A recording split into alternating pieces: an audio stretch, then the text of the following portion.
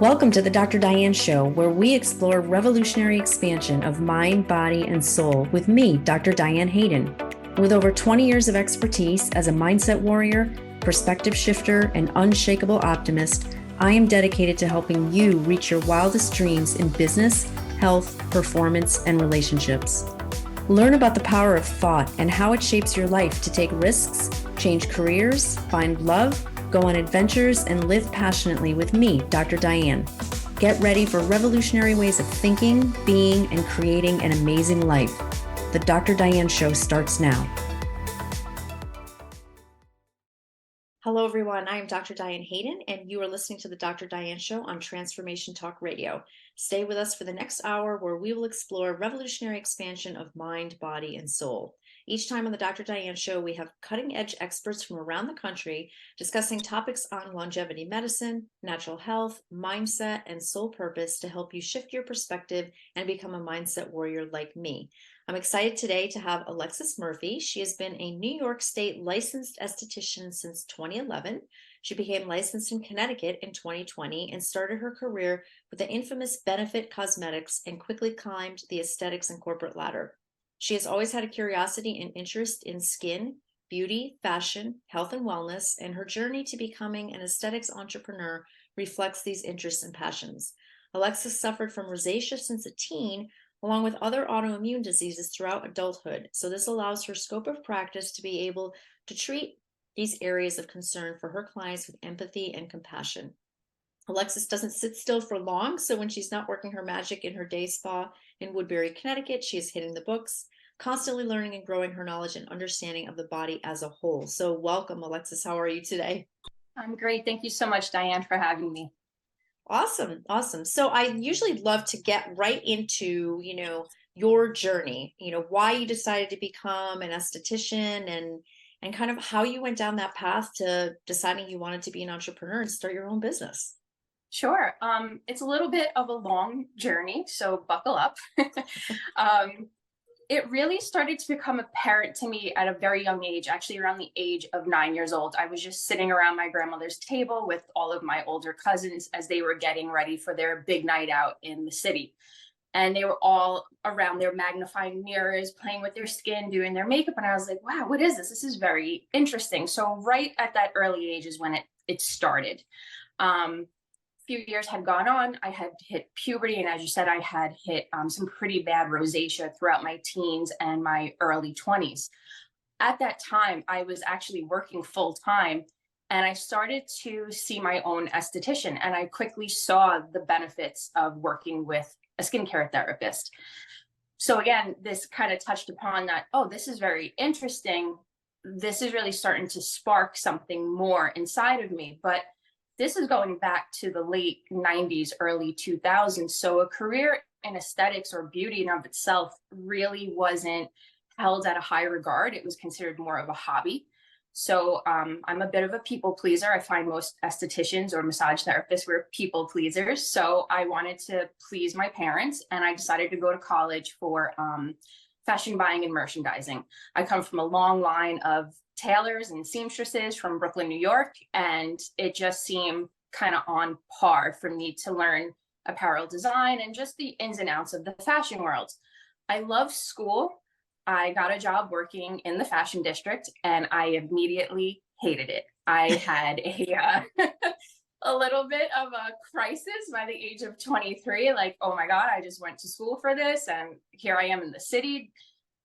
Now what? I'm living out this dream. Yeah, and it was not that at all. I think I lasted just under a year, and I remember coming home from work one day and just hysterically crying to my mom and saying, like, I don't know what to do with my life. Like, I really love aesthetics, but I know that, so many people look at it as a hobby. I don't know. The timing just didn't seem right.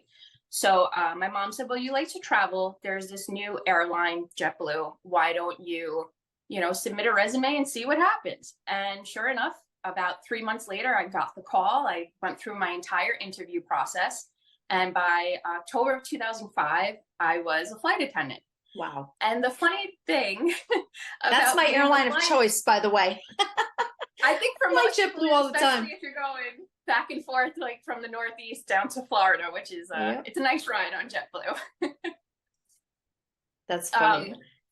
So the funny thing was about it is that I always have that little voice, as I think that we all do, and it always talks to us. Maybe sometimes we don't listen. I'm pretty good at listening to it. So my very first real flight, I remember looking at myself in my hotel room, full length mirror in this uniform, and I just started laughing to myself and said, this isn't going to last forever. This isn't it, but this is going to be the stepping stone to where you have to go next. Around this time, I started to experience not only the rosacea was, pretty bad of itself. My friends and great coworkers would always information out point out there, to me how red my but face was. And it's, anyone that again, has it's not any necessarily, kind of blemish or skincare concern, the last thing you want is for people to point it out and make you feel more self-conscious. So it was a real confident killer. Again, I was still working with estheticians at this time. I had a little bit more money finally because I had this great job. So I could start doing more invasive treatments like intense pulse laser, which really helped get my rosacea under control. Again, all the while, here I am working, this crazy lifestyle, these crazy hours, and all of a sudden my health really started to decline. So I started to see a holistic nutritionist, and right away that voice inside was very loud and said, you need to go back to school for this. So I did, and I have a bachelor's degree in holistic nutrition. So as I'm still flying the friendly skies and studying and getting my degree in nutrition, the aesthetics voice is still clamoring in my mind, and it's getting louder and louder. So finally, in March of 2011, JetBlue and I decided to amicably split our ways. And that very same day, I went straight to aesthetic school. And I said, whenever your next program starts, I'm here to enroll for it full time. And I want it all. Give me all the extras, all the extra credentials that I could take, pile it on, because I don't know when I'll have this opportunity again. So thank God, God gifted me this great gift. And that's when I started my career in aesthetics. And then from there, it has just been an amazing career journey. I can't say anything bad about what's happened over the last 12 years. Wow, that is awesome. That is so awesome. Thank What you. a great story. So I'm going to ask this question, and I'll have to like spell it because people are not reading this; they're listening or watching us. But I see the word esthetician spelled differently, different times, like either ESTHETICIAN or AESTHETICIAN. And I've always wondered, like, is there a difference? Is it just like a different way of spelling it, or is there an actual, clinical difference between those two words? Yeah, that's a great question. There is a pretty big difference. So when it's spelled with the ES, that's going to be more of your day spa esthetician. Their scope is really just going to be working with skin, doing esthetician grade peels, nothing beyond their scope. When you're working with an esthetician or an AE, that's going to be more of your medical spa esthetician. So, here in Woodbury, Southbury, we have Grace Medical. So a lot of the estheticians that you would see in a place like that, they're going to be your medical spa estheticians. And their scope is more focused on dermatological grade peels, more invasive treatments like laser treatments, so on and so forth. So in New York, I am considered an esthetician with an AE because I do have all of the credentials in laser and more invasive treatments. Here in Connecticut, things get a little bit different. And since I work by myself, I am an esthetician. So I really stay and reside in the area of just working with the skincare and staying within my scope of what's acceptable as an esthetician. Mm-hmm. Awesome. Okay, that's so good to know, because I think a lot of people just think it's a different way of spelling it, but there is actually a distinct difference, and Yes. it's good to understand that for sure. So tell us a little bit about your specific spa and what you do there, what people would come to you for. So I'm a very niche down specialized esthetician. I really work from the approach of holistic nutrition and holistic skincare. So every person that comes in, I really customize the treatment to them and use particular devices, techniques, or modalities to really help target their areas of concern. That's awesome. So, right. So very different from, let's say you would walk into a regular spa where there's like a menu of services or whatever, and people would just kind of pick what they wanted. Like, I'm going to come in today for a facial or, microdermabrasion, whatever it might be. You really work so specifically with people. It's more of the two of you together deciding what the, treatment plan is going to be. Exactly. Everything is so specified to that client. I always tell clients that just because you book the signature facial, because your friend booked that, it doesn't mean that you're going to have the same experience at all. So I really do specialize more in a holistic approach to medical spas. So I practice a lot with gua sha. I study a lot of the gua sha technique and microcurrent. And I also bring in like LED light therapy. We have an infrared sauna at the spa. So all things to really treat you holistically, but from um, a less aggressive, less invasive point of view. Right. Yeah. I love the fact that you have this holistic nutrition background, because I think a lot of people don't realize how important your diet is to the way your skin looks. Absolutely. Most definitely. Your skin is the first place that will show your nutrition deficiencies. And I see it all the time. It's incredible. Yeah, absolutely. So, and just growing up with the experiences that you had, like you talked a little bit about having rosacea and autoimmune disease, I think gives you a different perspective on how you're going to, work with your clients and, treat them in terms of, maybe it's just someone who's coming in who doesn't really have any skin issues, but for people who do, I would imagine they would want to see someone like you than just going into like a general, you know, spa that you could find. Absolutely. Absolutely. Like I said, I really sit and take my time with each and every client. I like to really get to know who I'm working with, from the inside out and the outside in. I'm a very observant person. So when we first meet each other, there's so many things I'm intaking in my mind so that I could really give that nice customized experience. Right, exactly. So I remember, it's so funny. I have like a quick little story. Speaking of how much the things that you eat or, ingest affect your skin. Um, a couple of years ago, I was having this bizarre reaction, and I didn't know what it was at first, but my eyes would get like really puffy and not really itchy, but just puffy. And it took me months to finally figure out that it was actually an allergy to IPAs. Oh, Or wow. isn't that funny? Yeah. I work with a functional medicine doctor, and actually, what she thinks it is something in the line, because it wasn't just any like all kinds of IPA. It was just these random breweries that I happened to go to, but it was coming out like through my skin, which was so interesting to me. Um, that happens, like just like you can actually see a food allergy by what's happening in your skin, and like you said, like you could see nutrient deficiencies, all that kind of thing. It's fascinating. Absolutely. It really is. It really is. Awesome, awesome. So we're going to talk more about all things skin, but we're going to take a short break. You're listening to the Dr. Diane Show with me, Dr. Diane Hayden.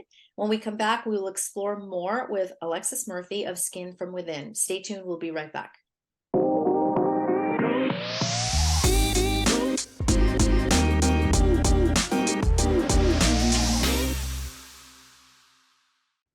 We're back on the Dr. Diane Show with me, Dr. Diane Hayden. Before we continue, I want to make sure everyone knows how to contact me. You can find me at either www.drdianehayden.com or my publications, www.naturalnutmeg.com and www.essentialnaples.com. And you can learn more about Alexis Murphy at www.alexismurphy.net. That's ALEXISMURPHY.net. So welcome back, Alexis. We were talking about just how interesting it is that you can really see what kinds of things are going on in your body physiologically, nutrition wise, nutrient deficiency wise, food allergy wise, by looking at your skin. And I just think that that's fascinating. I don't think a lot of people make that connection, that it's that obvious just in terms of what your skin looks like and what what nutrient deficiencies you might be having or nutrition issues. Absolutely. It's mind-blowing that, so many of these things that we ingest, or even just, candles, for instance, a lot of these things can be disruptors, and they, at some point or another, they will show up in the skin if they're not already showing up in your body someplace else. Eventually, the body is just going to signal so loudly that, hey, something's going on here, that in most cases, eventually it's going to come out through the skin. Mm-hmm. So you mentioned something called gua sha, which I think is spelled Guasha. Correct. And I've heard that before, but I bet there's people who are listening that have never heard of that term. So can you just tell us a little bit about what that is? Sure. It's a traditional Chinese medicine. It's been around for about 4,000 years, and it really works with the lymphatic system, the musculoskeletal system, and the parasympathetic nervous system. And the results that you get is basically this drain of any toxins that might be residing in the lymph nodes, which then yields results of giving you more of like refined features and an enhancement of what you're looking to enhance. So it really allows to lift the muscles very naturally without having to necessarily do injectables or Botox. However, if that is something that clients opt to do, then gua sha is a really nice complement to those practices and procedures as well. If I have this correctly, isn't it like a tool? It is, yeah. Okay. So there's all different kinds, different minerals. The one I use in particular is called a bean stone. A meteor hit this side of China thousands and thousands of years ago, and as a result, we now have this bean stone. And what's so interesting about this stone is that the vibration that it vibrates on, or the hertz that it vibrates on, it really helps to relax the parasympathetic nervous system, which is the rest and digest of our being, essentially. And in the stone itself, it has 40 trace minerals and infrared. So it does really help infuse the cells with pretty much what they're craving in that moment. And then the infrared is really going to help with pain management and that relaxation component. It's such an incredible modality and technique to use, because I can actually see the change happening before my eyes. It's incredible. The more I do it, I fall that much more in love with it. And I've been doing it since about 2018 now. Wow. Wow. So it's actually like a tool that you kind of just run over the skin, if I remember correctly, right? Yeah, exactly. Yeah. Exactly. I wish I had one with me here, but that's okay. People can Google it, or even better, they can come see you and get it done themselves. That's right. That's right. And I do hold gua sha classes, so the layperson can mimic what I'm doing in spa, so they can take these results from the spa home with them. And I love to educate in the moment, but I also like to educate in a class group setting too, so that people can really take home a good practice for at home. Yeah, that's awesome. So I feel like skincare, facials, things like that, like a lot of people think of it as like a luxury. Like some people think of massage that way, like it's a luxury to get massage. They don't think about massage as something that they should be doing on a regular basis, especially if they like have a lot of stress in their lives, or if they work out a lot, if they lift weights, if they're do a lot of extreme strenuous things with their body, that kind of thing, just to and even just like to move toxins around and things like that. But people have this mindset around like massage and spa that it's a luxury. I'll go on my birthday, or I'll give myself a gift once in a while. But I have a completely different mindset, probably because I'm in this, the business of holistic, lifestyle and all that. But I feel like you should be getting massages regularly. You should be doing skincare things regularly. So I just want to ask you, like, what is your approach to facials, and why would you suggest that people get facials regularly? That's such a good question. I think that it's such a key ingredient to self-care, and that I'm really glad to see where the industry has come from, because with so many more people getting involved in aesthetics, that notion of it is a luxury item, I can only go for my birthday, is starting to crack a little bit, and people are understanding more that, this is essential for me. This is going to help me relax. I mean, I can't tell you how many times a facial session also turns into a therapy session in a lot of ways, because people will come in and confide and talk, and a lot of people end up walking away not only feeling rejuvenated from the actual facial, but because of just the communication that we've just had in this hour-long session will a lot of times kind of free up their mind a little bit so that they walk out of there feeling better. So my approach is kind of like the tortoise and the hare. I'm very tortoise. I like to work very slowly with clients because I want to see how resilient is your skin going to be. So for instance, if you came to me, Diane, and we've never worked together before, but you said, hey, it's my first time and I want to do a peel with you, I would say, let's put the brakes on that for this time. I really need to work with your skin first. I want to see how things are going to react, because I don't want your first experience to be a bad experience. And not to say that having a peel would be a bad experience, but I just don't know from a professional point of view how your skin is until I start working with it. So that's my first approach, is very slow and steady. I believe that's the best way to go about it. The other approach is that I do kind of work from the top bottom, meaning when we're in our consultation, as I said in the beginning, I'm doing so much observing of you. I'm really taking in your energy. I want to see, how are you holding yourself? Where do you hold your stress? What is your overall vibe? What did you put down on your intake form as far as your stress levels are concerned? I do want to know about your nutrition, how much water you're taking in, how much sleep are you getting?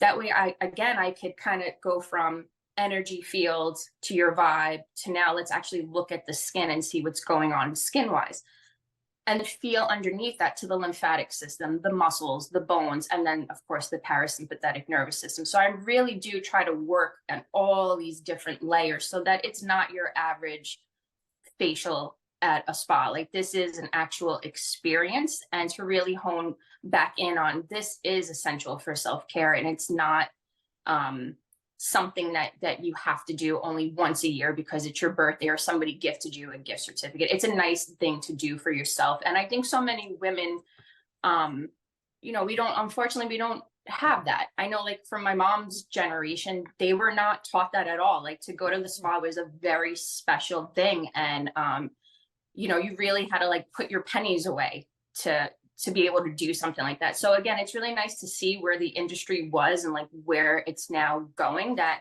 it is becoming more of a regular thing, that more and more people are starting to invest in themselves. Yeah, I totally agree with you, and I love that for sure. So how often would you recommend someone get facials? Most of my clients, I have them come in about every 4 to 6 weeks. I find that is the sweet spot. 80% of your results are going to happen at home with a good home care routine. And then the other 20% is where I come in and I just do all those things that maybe you just can't do at home, because I'm licensed to do the things that you can't do at home.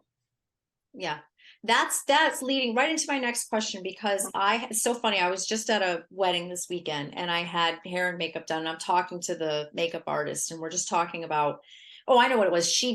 I'd never had the eyelashes before.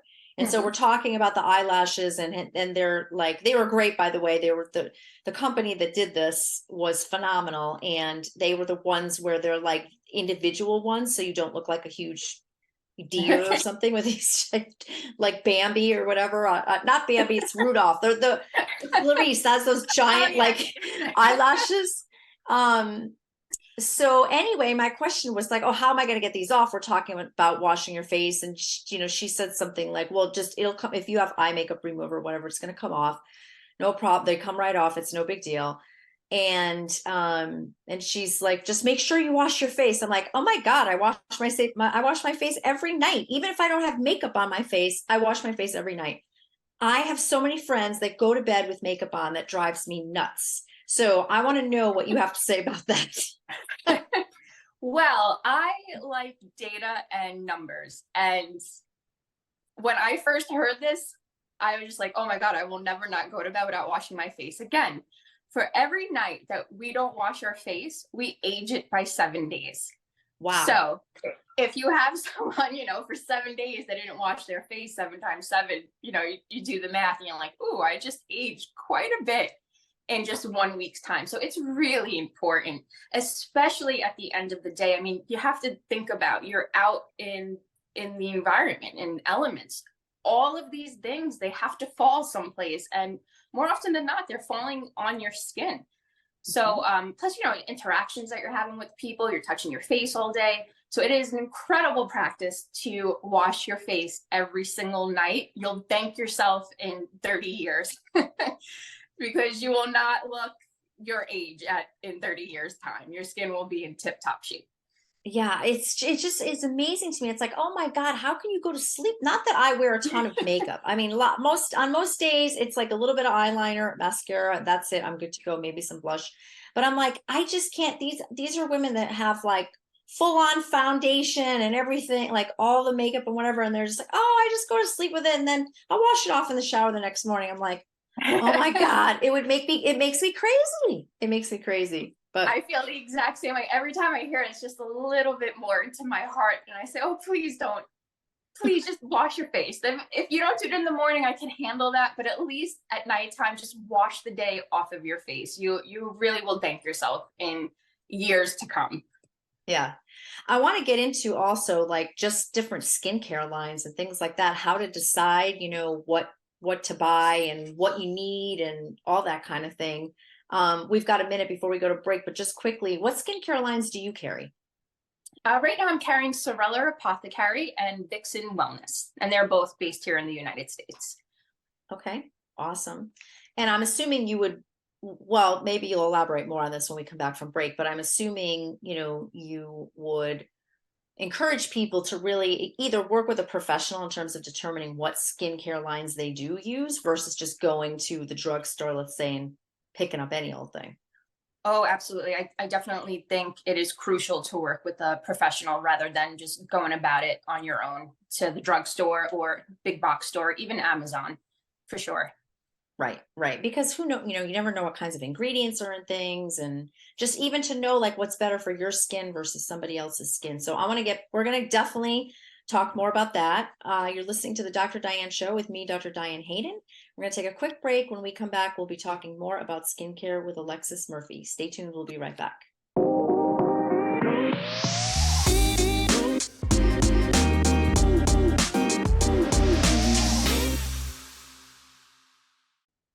We're back on the Dr. Diane Show with me, Dr. Diane Hayden. I am talking today with Alexis Murphy, and you can learn more about her at www.alexismurphy.net. That's ALEXISMURPHY.net. So before we broke, we were talking about just, how to choose a skincare line, what types of products to use. I have a great question for you. My mother has used Noxzema her entire life. And I know you're gonna cringe, but I swear to God, she wears no makeup. She hasn't worn any makeup really, other than lipstick. That's the only thing she's ever really worn. She's a faithful user of Noxzema, and I swear to God, her skin is not that bad. Which is, I don't know what to say about it, but all I know is every esthetician I've talked to, it was like, what? She's using Noxzema. Oh my God. So what's your verdict on that? I think it kind of comes down to genetics, because I have a lot of older clientele who have used Pond's their entire life, that Yep. really thick, heavy cream, and their skin looks amazing. And, normally if it was a teenager or a young 20-year-old coming to me and telling me that's what they were using, I would absolutely cringe, because I'd say, no, there is definitely something better.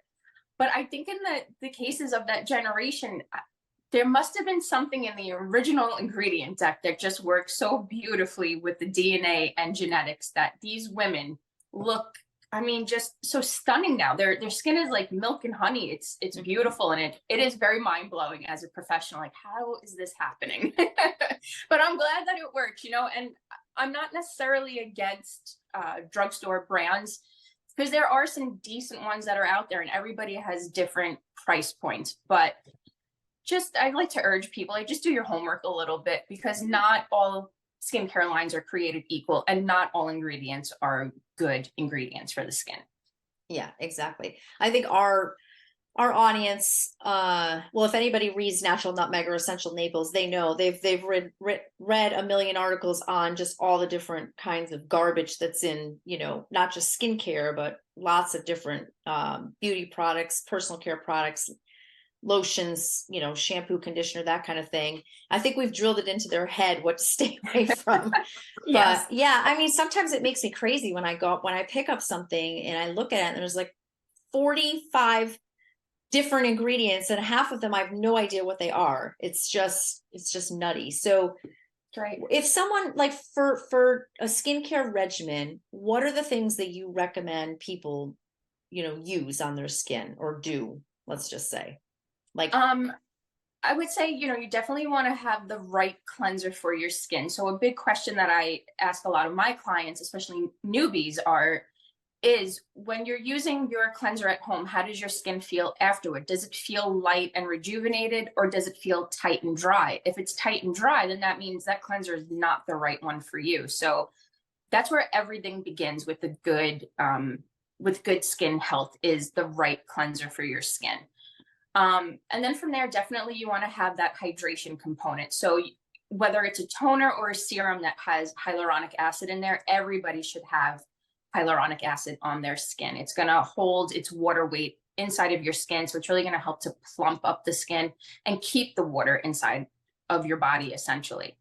And then lastly, I would say SPF is a huge, huge component of skincare that definitely has to get on the skin every day, even on days when it's raining outside, it's snowing. Those UVA, UVB rays, they do get through. So you want to have some form of protection on the skin for sure.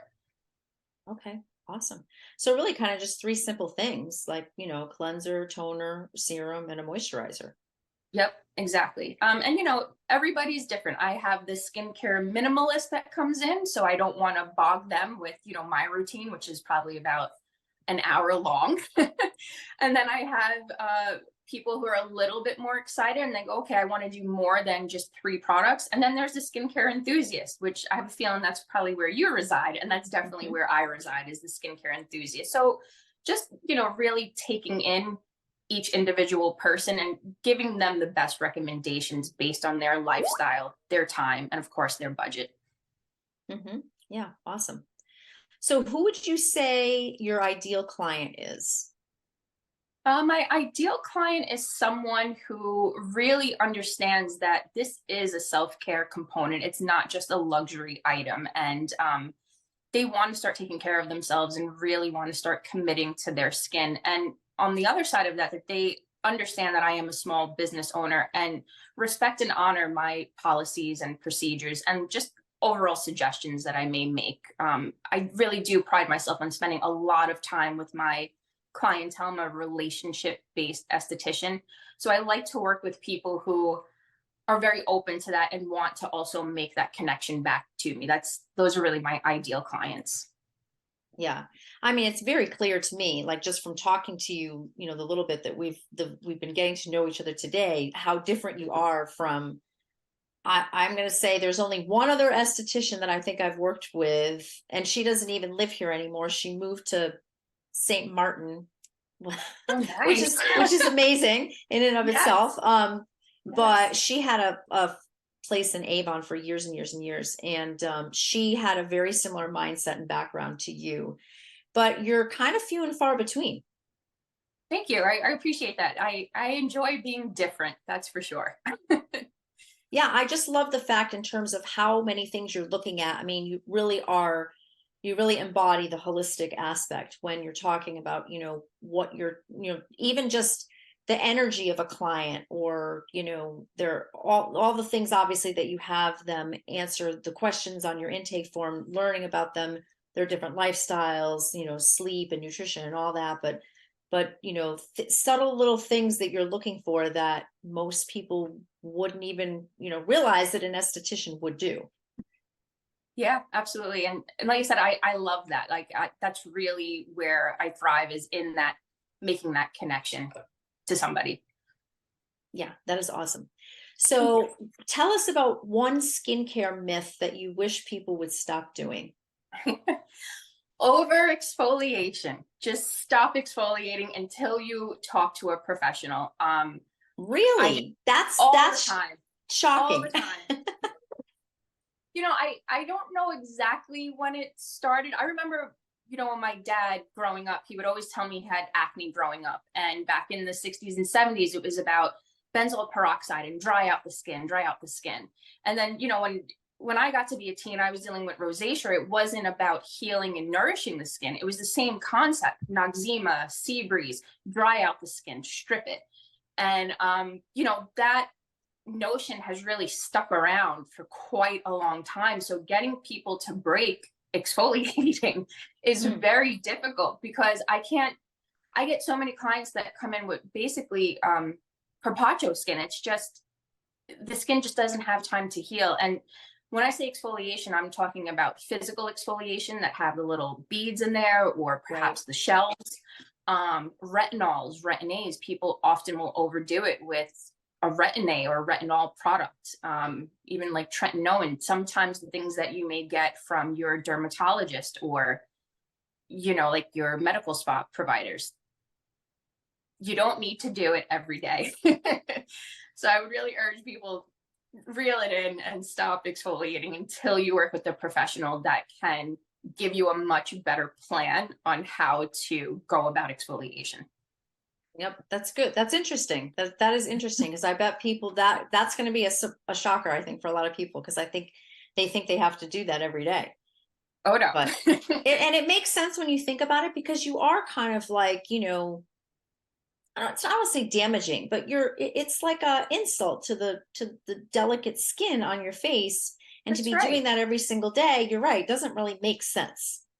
Well, if you go to the gym or you work with a personal trainer, you don't go and work the same muscles every day. And why? Because you have to give that muscle and the cells the time it needs to recoup, recover, heal, so that it could grow and become the way that you want it to become. It's the same kind of concept with the skin. If you're just constantly inundating it with turning it over, turning it over, turning it over, it never knows when its job is actually done. It's just in constant, it's like the workaholic constantly on coffee, just going at it 24/7.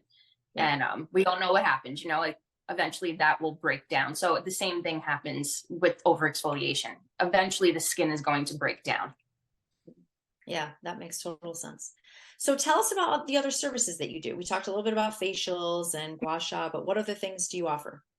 I also offer microcurrent, which is a small amp of energy. So we're basically giving the muscles of the face a passive workout, and essentially lifting the muscles, putting them back onto the bone structure.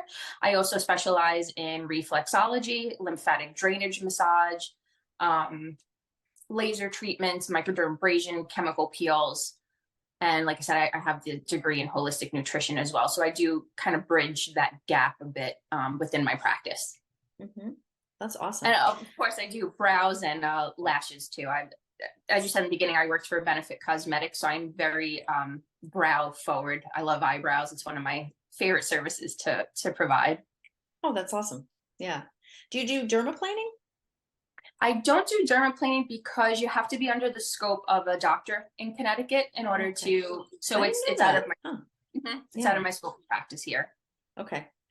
And what is your feeling? I mean, obviously you offer it, so I'm sure that you agree with it, but I'm just curious, like, about chemical peels. Like, a lot of people have asked a lot of questions about that. How do they know when they should have one? Clearly it's safe, but that question comes up a lot. Sure. Well, I think, if you're someone who's never done them before, you definitely want to go have the consultation and have a patch test, because, if you do a patch test in a small little area behind your ear and you end up having a reaction, that's definitely not as severe as if your entire face Mm. um, had a reaction. So I would definitely start there. Always have a patch test and a consultation. Um, Peels too, I think there is lots of misunderstanding, because people hear the word chemical and they just think like, oh, it's this horrible acid getting thrown on your face, and it's like an old horror movie where I'm melting, and that's not what's happening. A chemical peel is essentially using acids like lactic acid, salicylic. These are things that we find in everyday home products like milk or aspirin. Mm. And we're basically using certain percentages and pH balances to make a control wound to the top layers of the skin. And in doing so, we're able to get some outer layers exfoliated so we can treat hyperpigmentation, fine lines, dehydration, dull skin, texture issues, acne issues, inflammation of the skin. So they are amazing in the right hands. And I think it's just a matter of educating the public a little bit better about what they are and what they can do for you. Yeah, that's good to know. Yeah, that's good to know. And obviously, going to someone like you who is experienced and licensed, knows what they're doing, is going to test. That's all something that people want to keep in mind. So I'm glad Absolutely. I asked. I'm glad I asked you that. So you're listening to the Dr. Diane Show with me, Dr. Diane Hayden. We're going to take a quick break. When we come back, we'll be talking more about skincare with Alexis Murphy. Stay tuned. We'll be right back.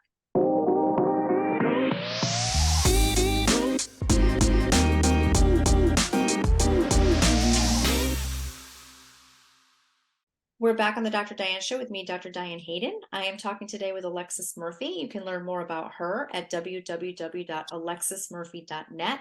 And you can learn more about me at www.drdianehayden.com. So we've been talking all things skincare with you, Alexis. And one of the questions I wanted to ask you is, what is your superpower as an esthetician? I would say my superpower is being able to really connect with people at almost like a family level. A lot of my clients tell me after usually the first time of meeting me, like, this was such an incredible experience. I felt so safe and I really felt like I was in trusted hands. So I think those would definitely be my superpowers, that I can make these relationships to the point where people feel so comfortable and trusting in my presence. And I would never want to take that for granted or take advantage of that. I think it's such a beautiful gift to be able to have.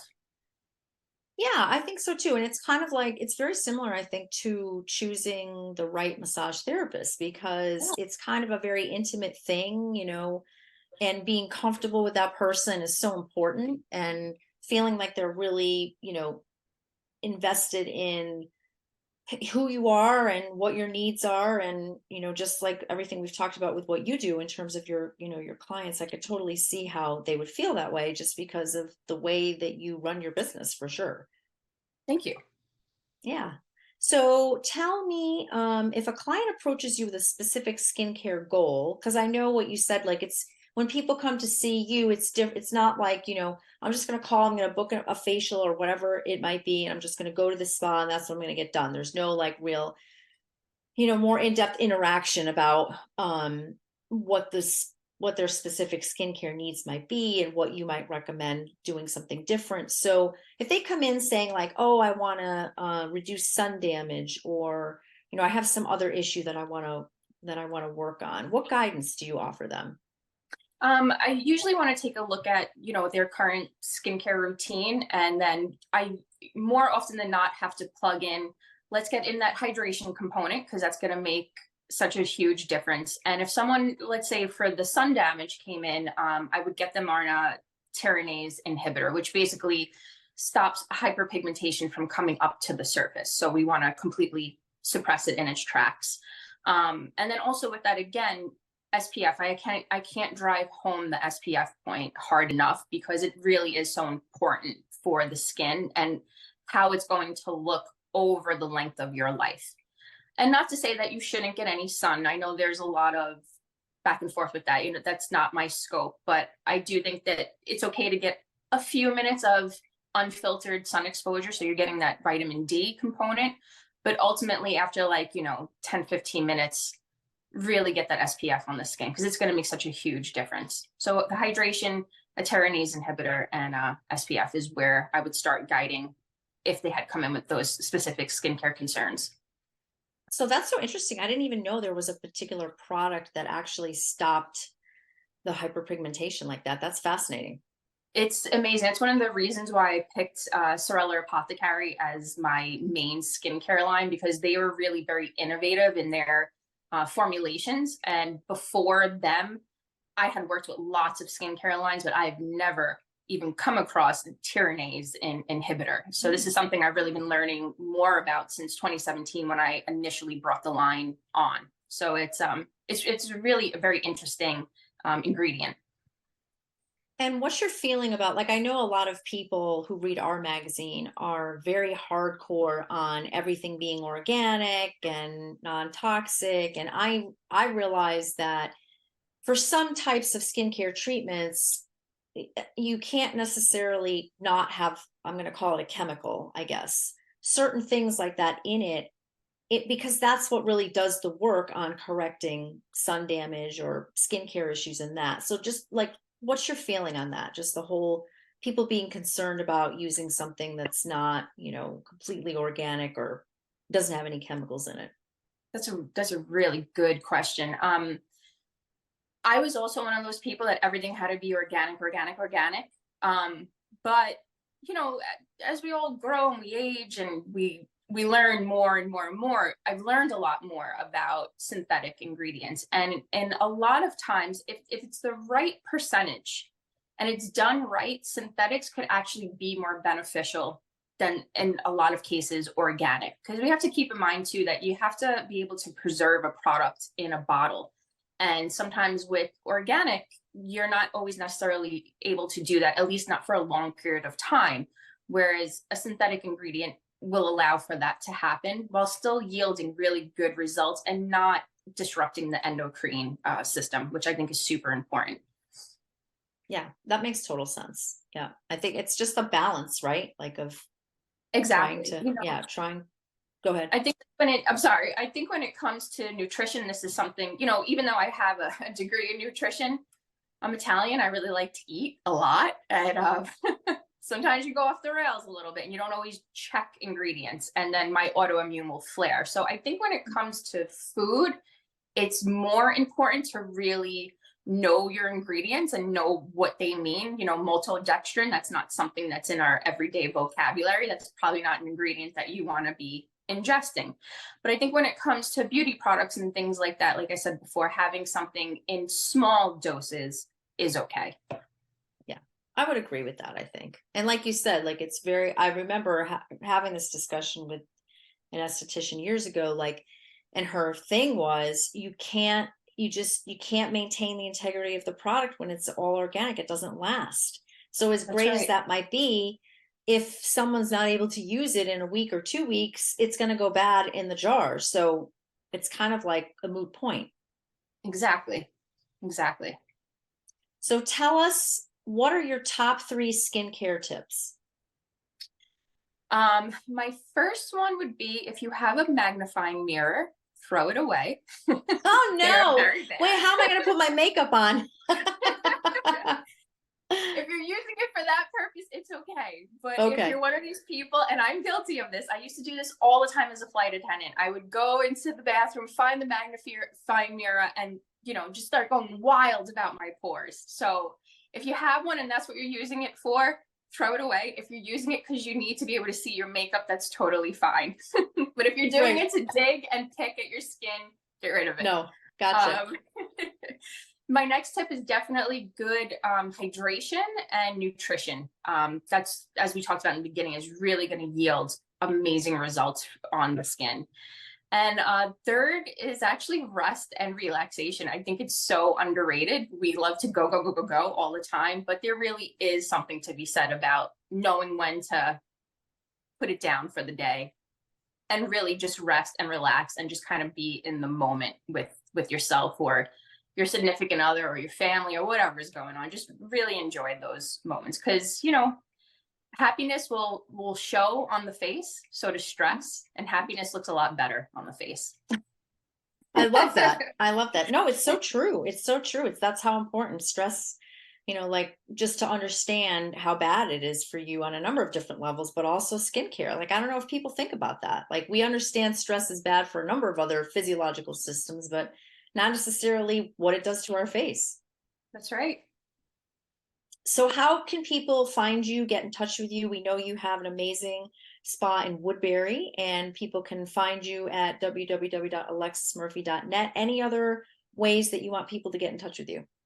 Sure. I'm on Instagram quite a bit. I try to post a few times throughout the week. And my tag there is Skin From Within IWB. So you could find me there. Okay, cool. Skin From Within IWB. That's awesome. Thank you. And just lastly, what is your favorite moment or memory since starting aesthetics? That very first day that I got to go to school, uh, it was it was so perfect. It was April of 2011. The trees were just in this beautiful green bloom. It just seemed like so much abundance and positivity were around me. I will never forget that drive from my house to school that morning. It just felt like like the stars had aligned and everything was just pretty much perfect. And like I said, my career since has been amazing, amazing journey. Yeah, well, clearly it's what you were supposed to be doing for sure. That Thank comes you. through loud and clear. So thank you so Thank much you. for being with us today. It's been a pleasure. Thank you so And much for having me. of course, I want to thank all of you for tuning into the Dr. Diane Show. Please join me the first and third Thursdays at 11 a.m. Eastern, 8 a.m. Pacific. Next time, we'll be discussing more about the power of thoughts and beliefs and the impact they have on your life. Have a great week, and I'll see you back here next time. Thank you for tuning into the Dr. Diane Show, revolutionary expansion of mind, body, and soul with me, Dr. Diane Hayden. Tune in every Thursday at 8 a.m. Pacific, 11 a.m. Eastern on transformationtalkradio.com. Center your thoughts on what you want and shut the door on every suggestion of fear, worry, or lack from your own consciousness or the consciousness around you. Once you master that, everything is possible. To learn more about me, Dr. Diane, and receive a free digital subscription of my magazine, visit naturalnutmeg.com.